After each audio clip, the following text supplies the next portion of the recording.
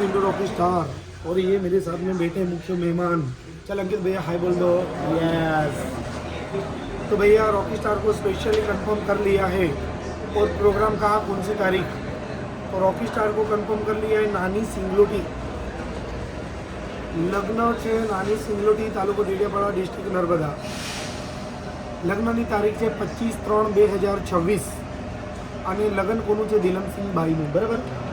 એ પોલીસમાં છે સુરત અને એ આવ્યું ડેડિયાપાડાથી આગળ નાની સિંગલોટીમાં.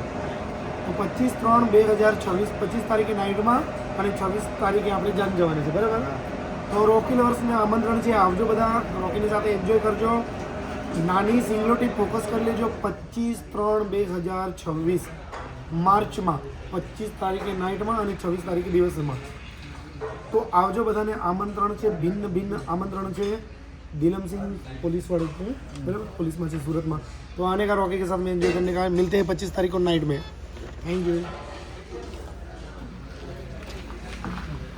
और ये होटल, और ये होटल भी देख लो हमारे समाज में. ये बहुत बेहतरीन होटल आ गई है निवलदा में, डेडियापाड़ा निवलदा में. होटल का नाम है फुल सिंह पंजाबी ढाबा. फुल सिंह पंजाबी ढाबा, ये अपने लोगों का काम है भैया.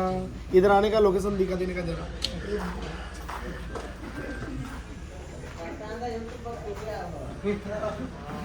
भी आ जाओ ना, सारे वाला भी खेल